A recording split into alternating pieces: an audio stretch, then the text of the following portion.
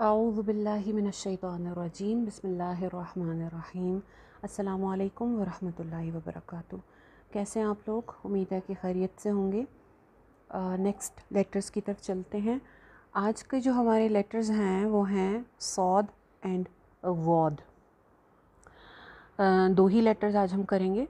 दोनों जो हैं वो मिलती जुलती शक्ल वाले हैं, सिर्फ एक डॉट का दोनों में डिफरेंस है। सौद जो है ये उस सेट में है जिसमें हमने सीटी वाले हरूफ पढ़े थे, मतलब ज़ा, सीन और सौद, ये तीनों लेटर्स एक ही जगह से निकलते हैं, सीटी वाले हरूफ हैं तीनों ही। और ये देखिए, आपको अगर याद आ जाए कि ज़ा और सीन के लिए हमने पढ़ा था कि ज़ुबान की जो नोक है वो नीचे वाले दो दांतों पे लगती है, तो तब जो है वो सीटी की आवाज़ आती है।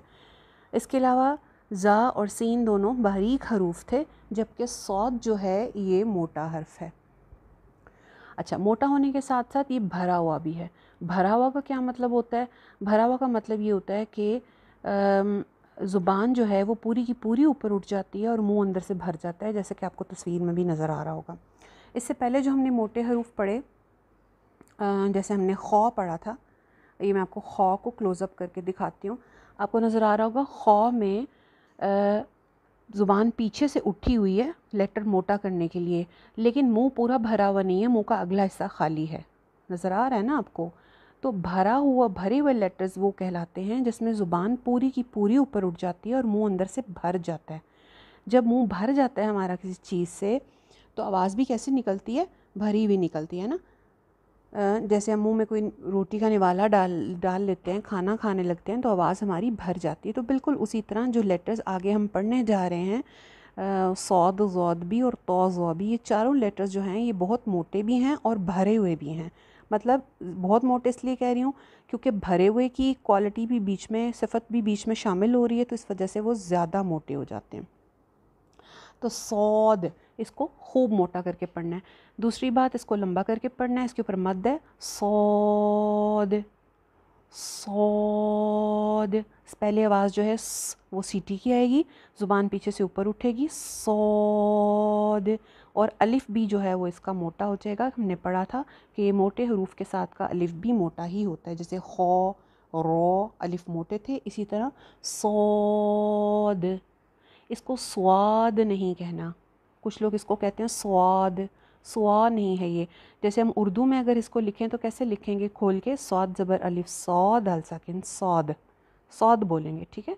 तो इसी तरह इसको मोटा करके और भरा हुआ मुंह करके सौद। और लास्ट पे जो दाल की आवाज़ आ रही है वो बाउंसी साउंड होनी चाहिए, सौद द, इस तरह द करके, ठीक है। अच्छा जी, नेक्स्ट है जी वॉद। वॉद में आप पहले मखरज की तरफ देखते हैं कि मखरज इसका कौन सा है। इसकी बड़ी कंट्रोवर्सी इसके बारे में चलती रहती है। वाहिद एक ऐसा लेटर है जिसके बारे में सवालात ही सवालात होते हैं कि जिसको सौद पढ़ना है, किसको दौद पढ़ना है, किसको क्या पढ़ना है।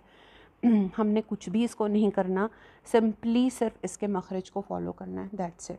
और इसमें कोई लंबी चौड़ी जो है ना वो रॉकेट साइंस नहीं लड़ानी। आपको नज़र आ रहा होगा कि मखरज कहाँ पे है। आप देख सकते हैं कि ज़ुबान की जो साइड्स हैं वो जो ऊपर वाली दाढ़ें हैं उनको टच कर रही हैं। नज़र आ रहा है ना आपको? ज़ुबान की जो करवटें हैं, जो साइड्स हैं, वो दाढ़ों के साथ टच कर रही हैं, राइट एंड लेफ़्ट।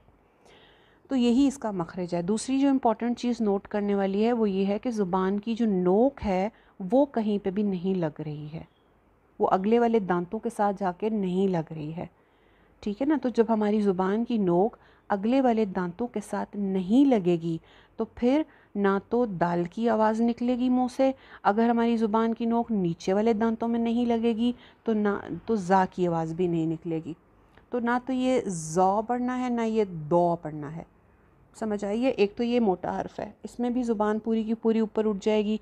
पूरी ज़ुबान ऊपर उठाकर हम ज़ुबान की करवटों को, ज़ुबान की साइड्स को ऊपर वाली दाढ़ों के साथ लगाएंगे, ज़ुबान की नोक को समेट के रखेंगे, किसी भी जगह पे टच नहीं करेंगे, ना नीचे के दांतों में ना ऊपर के दांतों में। उसके बाद आपसे, मतलब इस सारे प्रोसीजर को फॉलो करके, सारे तरीके को फॉलो करके आपके मुँह से जो भी आवाज़ निकलती है वो सही होगी, ठीक है। फ़र्क सिर्फ इतना है, देखें आप ज़ा वाले मखरज भी पढ़ चुके, ज़ुबान की नोक जब नीचे के दांतों में लगती है तो सीटी की आवाज़ आती है, वहाँ से हमने पढ़ा था ज़ा। अच्छा, ज़ुबान की नोक अगर ऊपर वाले दो दांतों के पीछे लगती है, जैसे हमने पढ़ा था दाल, पढ़ा था ना, ज़ुबान की नोक ऊपर वाले दो दांतों की जड़ में लगे तो दाल की आवाज़ आती है। तो अगर ये ज़ुबान ऊपर लगेगी तो ये मोटा सा दो बन जाएगा, दाल बन जाएगा। अगर ज़ुबान नीचे वाले दांतों में लगेगी ज़ुबान की नोक तो ये मोटा सा ज़ो बन जाएगा, जो दोनों ही ठीक नहीं है। हमने क्या करना है, ज़ुबान की नोक को नहीं लगाना, ना ऊपर के दांतों में ना नीचे के दांतों में। वो ये वो ऐसे ज़ोद की आवाज़ है, ये वो ज़ुबान की नोक ऊपर नहीं लगानी। बस इस चीज़ का ख्याल रखें, सिंपल सी बात है कि आपने सिर्फ मखरज को फॉलो करना है। मखरज को फॉलो करके आपके मुंह से जो भी आवाज़ निकलेगी वो फिर आपने बतानी है कि क्या निकल रही है। वोद, बिल्कुल उसी तरह इसको भी हम मोटा पढ़ेंगे, इसको भी हम लंबा करेंगे, 2 से 3 अलिफ, और इसकी भी लास्ट में दाल की आवाज़ है जिसको हमने बाउंस करना है। वोद वोद, ठीक है। सौद वोद, सौद वोद। अब इसके ऐसा करते हैं कि पीछे से एक दफ़ा सारा रिवाइज कर लेते हैं।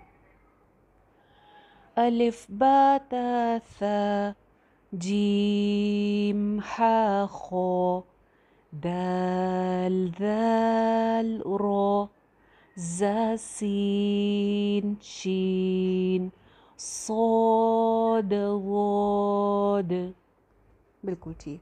चलिए आज के लिए इतना काफ़ी है। अस्सलामु अलैकुम वरहमतुल्लाहि वबरकातुहू।